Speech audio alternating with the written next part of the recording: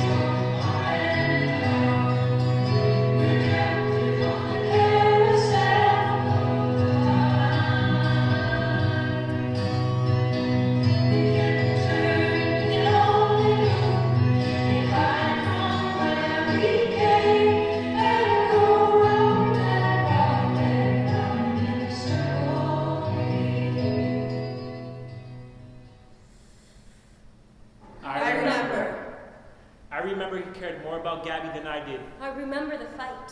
I remember the first time he told me he loved me. I remember the day he was born. I remember losing my patience with him. He had to stay strong. It was all his fault. I never realized how serious our He relationship protected It's up to me. you to decide. Then we're stuck in a She loop. doesn't talk to me anymore. He was a What good would you son. expect from a kid like that?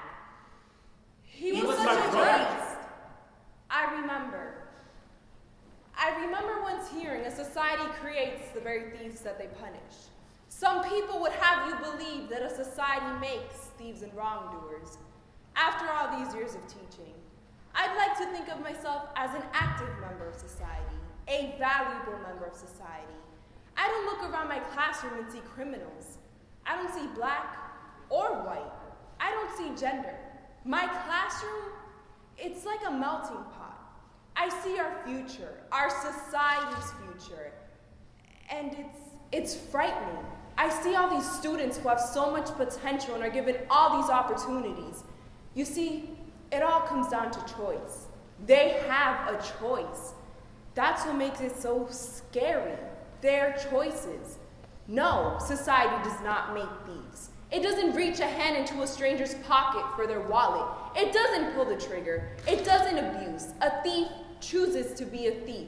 There is no blame on society for any action an individual chooses. People are free to create themselves, not bound by the confines of society. Take Victor, brilliant student, but made all the wrong choices. I don't feel bad for what happened to him. That's just one less thief society has to deal with, and one less problem in my classroom.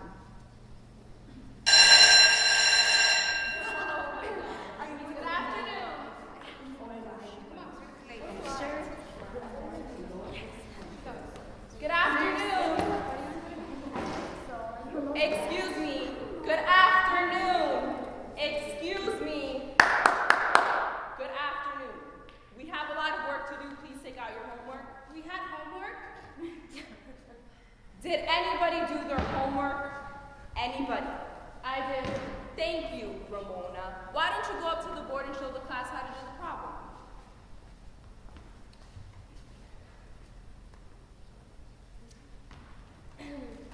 Miss. Miss. Miss Smith. Yes, Gabby? I don't get what she's doing. Can you hold on and let Ramona finish, and then I will explain it to you. Good afternoon, Victor. But Miss, I don't get it. Are you supposed to do what's in the parentheses first? Yes, she has distributed the numbers. Get out of my seat! Excuse What do you me. mean from get out? What's going on? Just calm down. Victor, sit down. What is the problem? No. Victor, sit down. No. Victor! Watch your mouth. You know what? I've had it with you. Get out of my classroom until you decide to be a functioning member of society.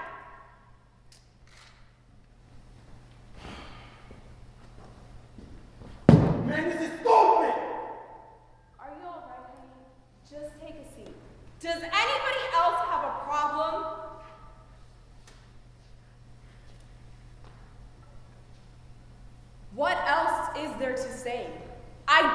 bad for what happened to him. Society has punished their thief, but I just don't see what created him.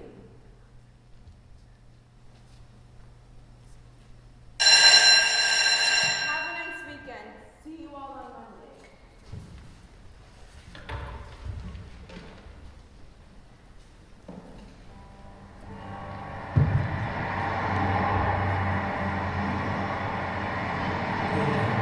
I remember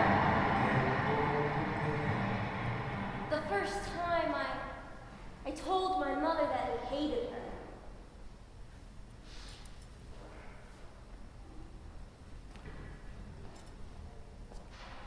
The words, they came tumbling out of my mouth without any control. And I realized that I meant it.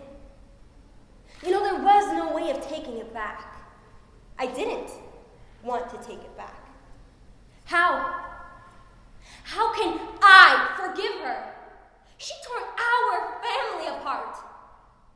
My papi, he was my other half. And she sent him away. But not just away. She sent him to jail. I mean, I know he hit her. Yeah, he hit her a lot. But why couldn't she just talk it out with him? She didn't even try. She never tried talking it out with him. He could have changed. She didn't even give him a chance. She just sent him away as if he was never even part of our familia. I miss him. I miss the fact that I could always go to him whenever I needed someone to talk to. I need to be able to talk about what I'm feeling, or it just all bottles up and it hurts. I feel like I'm losing the people I love, little by little. As the years go by, you know, I've learned to live without him and fall back on my real familia. My best friend, Ramona, and the love of my life, Tomas. But some things in your life, they're just too painful to let go of completely. Memory and loss, they can be more painful than any bruise. Can run deeper que cualquier cortada. Tantos recuerdos y más recuerdos, they all keep coming back to me, matándome por dentro. You know, I used to think horrible memories, they just fade away with time. But the most painful, they never do. Like the day I realized I hated my mom. That winter morning, waking up to the police putting my papi in the back of a cruiser. That last conversation with a close friend. Or the day that you begin to doubt that the person that you love has that capability to change.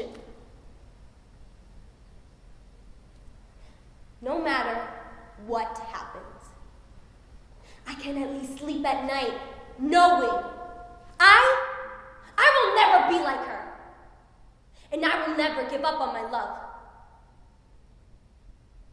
Never.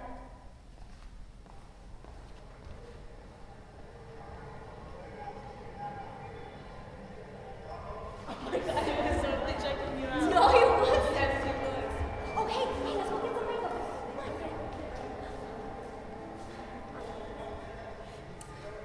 Come on,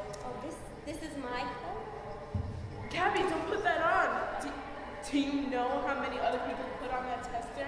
Yeah, that's why they're here, to try on for. Alright, I'm gonna try them on. Come up there.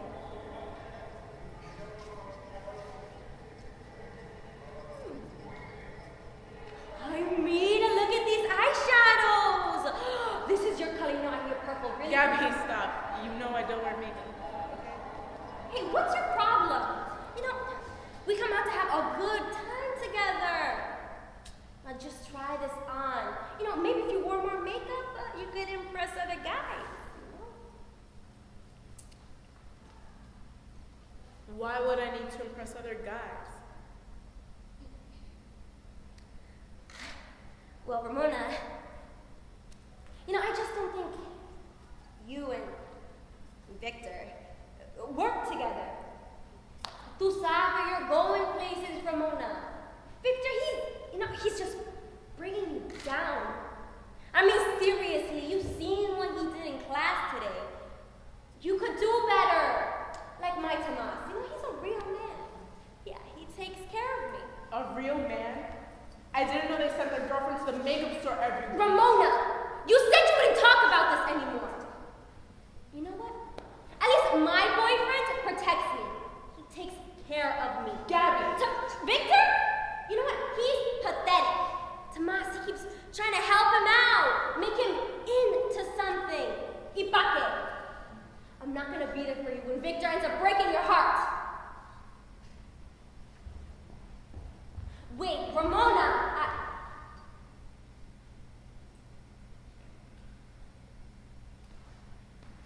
the hell are you looking at?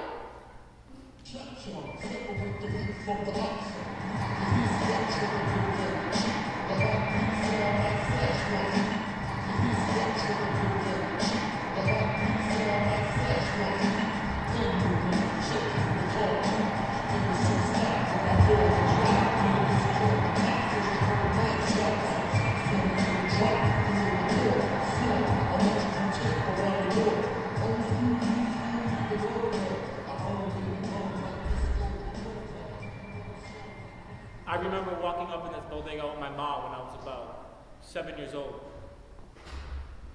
I remember hearing some woman's voice from behind the counter kept asking us if we wanted something. My mom never really caught on to that whole English thing, so she just shook her head and kept looking. This chick followed us around the aisles. My mom got scared and dragged me out of the place. Less than 2 blocks later, we get picked up by some cops asking us all sorts of questions about where we've been and what we've been doing. First, they searched my mom. Man, then they searched me. Yeah, I remember I was so angry, bitterly angry watching them search my mom. Turns out this chick from the bodega called the cops thought we were stealing. Man, it didn't take me long to figure out why. Why we had been followed in the store. Society gave up on us a long time ago. Now they push us into corners, hoping like everyone else, they will just put a gun to our heads, or each other's heads, and pull the trigger. Problem solved. Man, I made a choice to fight against it, to use their fear to my benefit. I swore I would never let another person walk around these streets afraid to speak their own language again.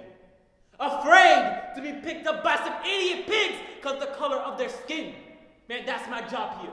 That's my purpose. Keeping order on our 10 by 10 blocks, never taking crap, keeping the peace, and keeping control of everyone however I have to. Yo, what's up? Yo, y'all heard about that kid tagging up East Block Street last night? What? Last Yeah. night?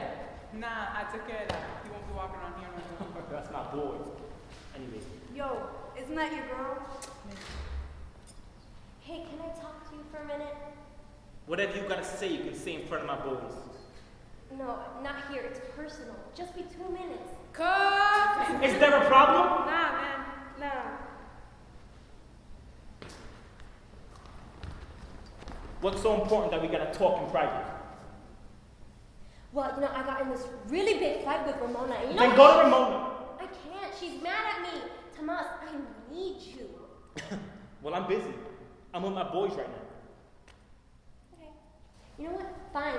Stay with your boys then. You know that's all you're ever gonna have in life anyway. Yo, hold up. Get back here. I said hold up! And I said get back here. What the hell's wrong with you? Say what you gotta say quick. Well, I might have been telling Ramona that Victor. Hold up. Well, before he says Wait. it. What are you saying about Victor now? What did I tell you about running your mouth? That's my boy. I like Victor, you like Victor, got it? Tomas, you're hurting me. Is that clear? Let go! Wait, no, Tomas! Get out of here. I'll talk to you later.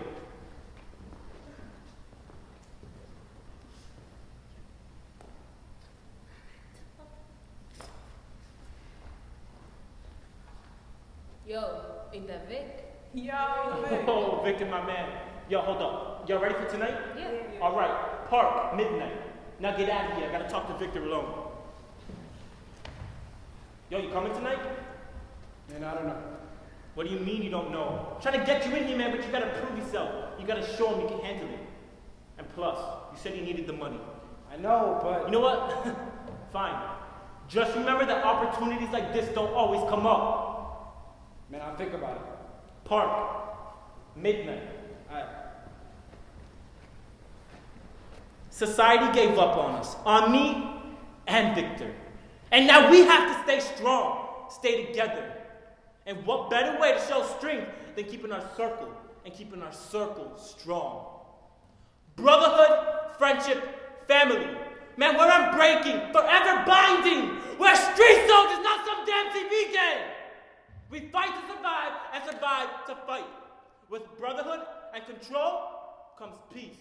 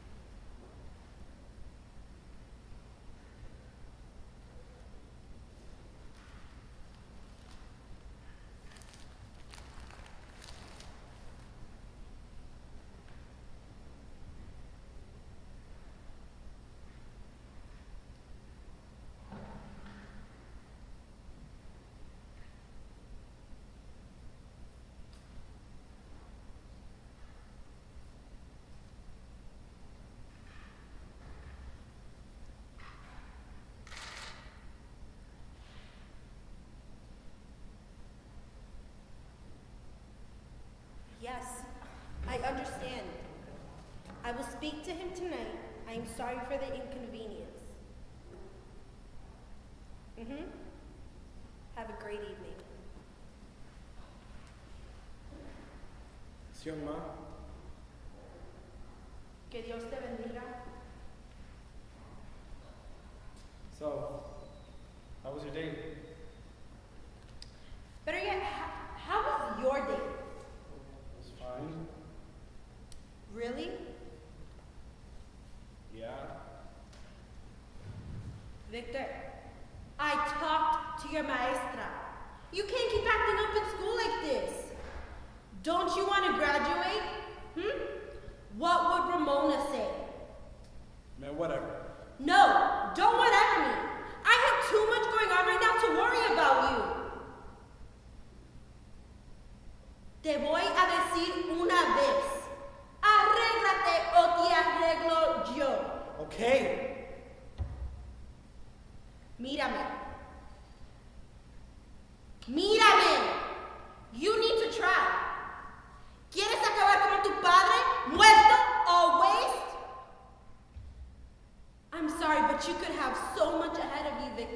if you would just try.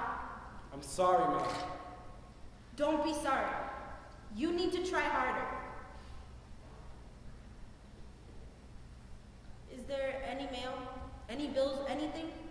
No. Good. Because the rent is due this Friday and I can't afford any more of your little surprises. Ma, I gotta go. ¿A dónde tú vas? Out. Victor, cuídate. The gang's around. Don't worry. I love you. I love you too. I remember that was the last time I saw him. He was the same angel he was the day he was born. Victor was a victim from the moment he arrived on this earth. I was 16 and 7 months pregnant when his father left me. I didn't know what was happening, and at the time I spoke very little English. No family here with me. I was on my own. By the time I arrived at the hospital, my contractions were coming and going really fast, and the doctors, they hooked me up to the machines and told me that I was in preterm labor.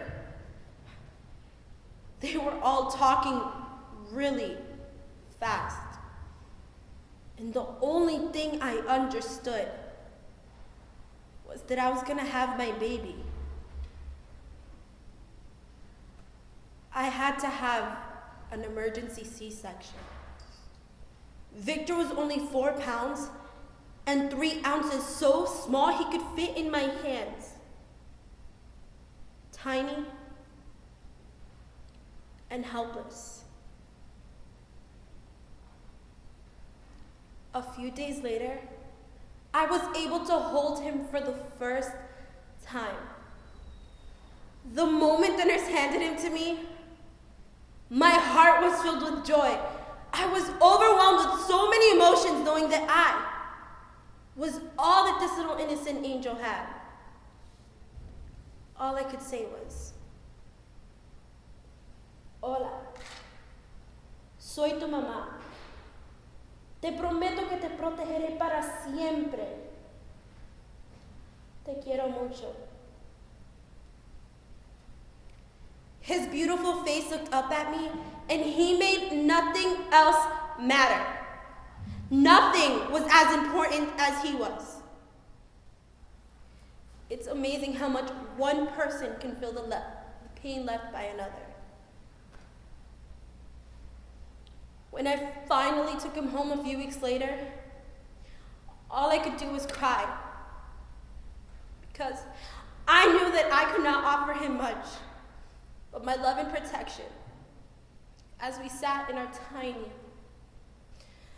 cold, broken apartment. Over the years, Victor grew up to be an amazing young man. He helped out around the house and took very good care of me. We were a team. When the landlord gave me trouble, Victor would tell him to leave me alone. He protected me like I protected him. He was a fighter from the day he was born. He's had to work hard for everything in his life. He deserved a second chance. We all did.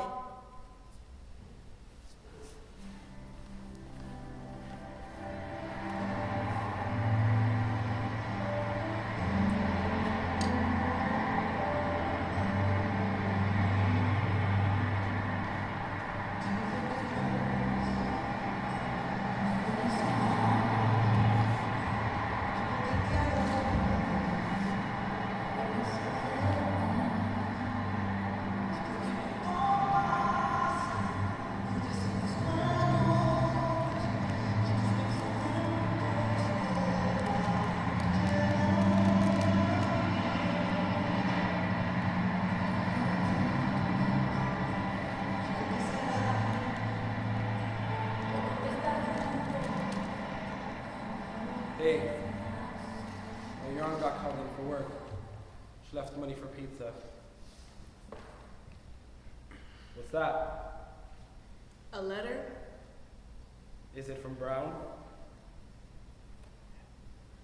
Well, can I see it?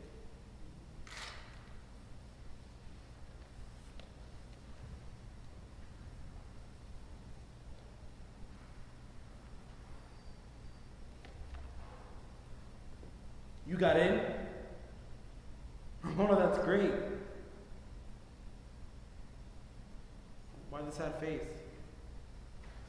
I don't want to talk about it.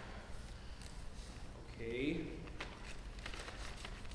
So, how was your day? Fine, I guess. Were you with Gabby today? No?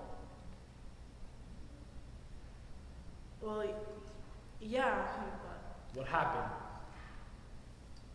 I don't know. Gabby, she was being such a yeah. I don't know what her problem was. She was talking all this crap about you and me and how you're a bad influence. I mean, like, she should talk. Have you seen the bruises on her arm? She's so screwed up. She should be more focused on her relationship than mine. Maybe she's just jealous. Or she's probably just PMSing today.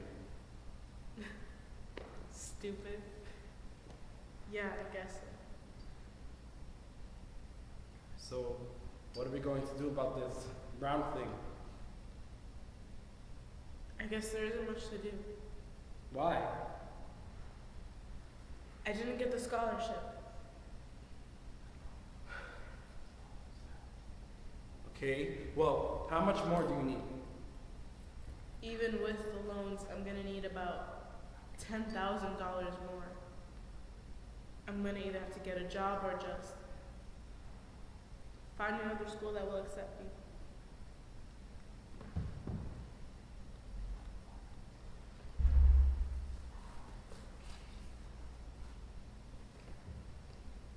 I have to go. Wait, I thought we were doing something tonight. I'm sorry, I just remembered something came up. I love you. Bye. I love you too. Bye.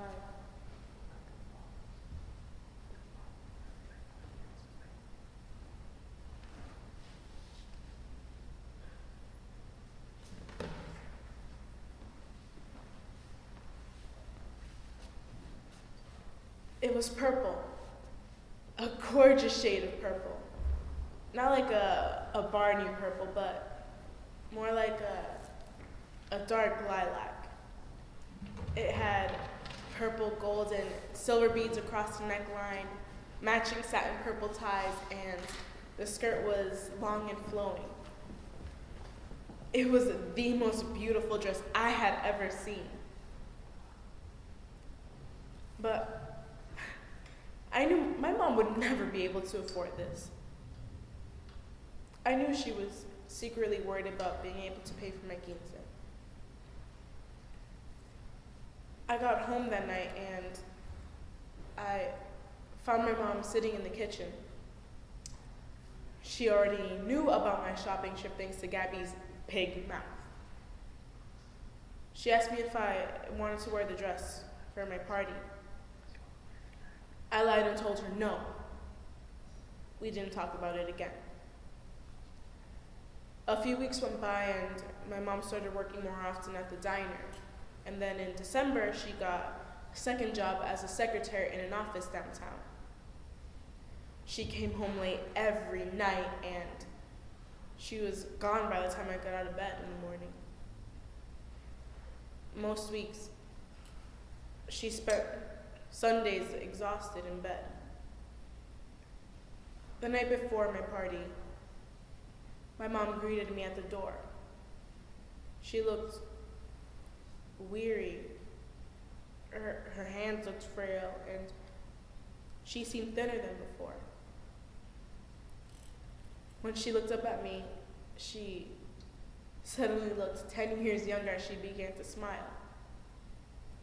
She said, "I have a surprise for you," and handed me this huge box, and And when I opened the box, inside was the dress, the one I had dreamed of all this time.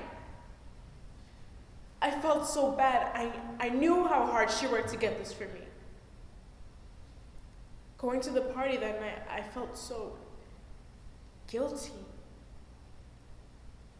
That was the night that I truly realized how much my mother would do for me.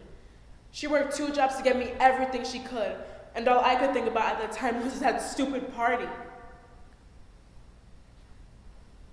I have never felt as much guilt as I had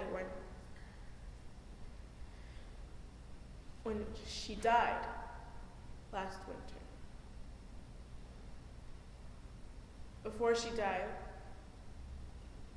I promised her that I would not live the same life she had. I would be smart and get further in life than she did. And I'm going to keep that promise. I'm going to get out of here.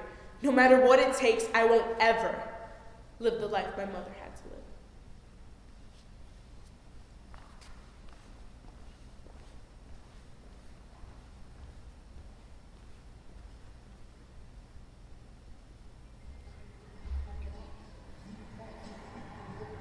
All right, Manny.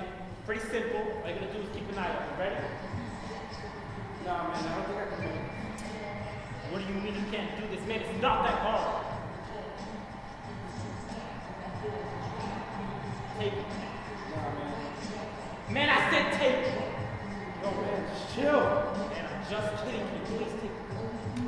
So paranoid. Just keep an eye on it.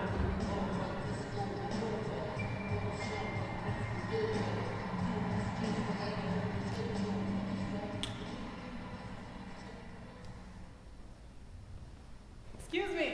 Whoa! Where you headed? I'd like to ask you a few questions. Freeze! Don't move! Get to the ground! Bro, what's going on? Get down! Get down! Do you have any weapons? Check your weapon. Do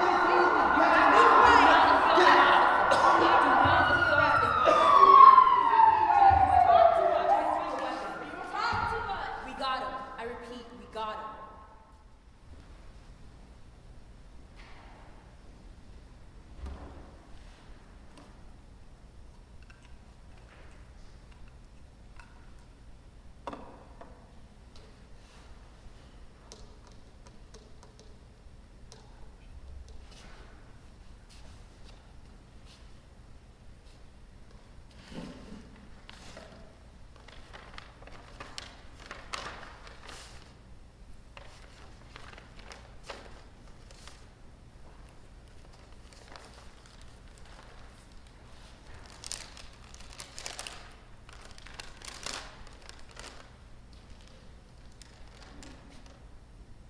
Dear Ramona,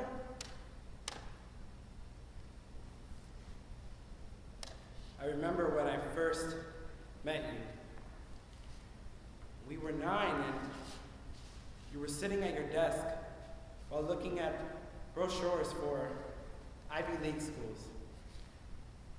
Right then I knew you were special. I don't know how I got so lucky to have you. I'm going to get you to Brown, no matter what it takes. You've worked too hard. Tomas said he'd help me find the money. So tell Brown, you're on your way. I just wanted to let you know that I'll do anything for you, Ramona. Anything. Because I love you so much.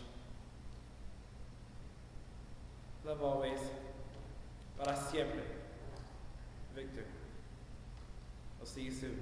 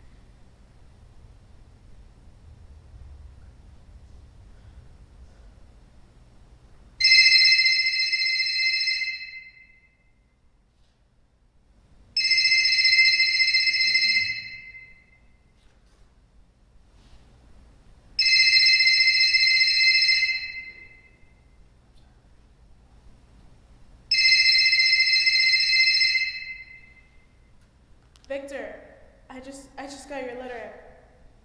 Who is this? Yes, this is she. Yes, I'm family. What's going on? Arrested for what? The hospital. Is he okay? Can I see him? No, you don't understand. I need to see him. I need to know he's okay. What happened to Victor?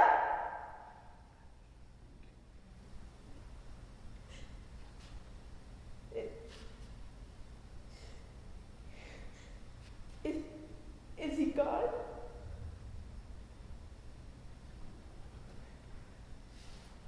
No.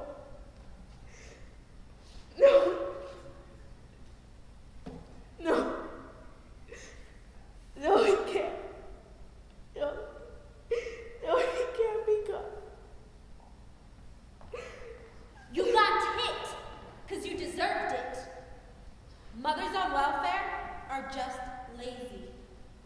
Domestic abuse only happens in poverty-stricken homes. Inner city girls are just teen moms in the making. Your parents are high school dropouts because they had you. Get a job. It's not that hard. Gang members are just drug-dealing killers. And this is where your tax dollars are being wasted.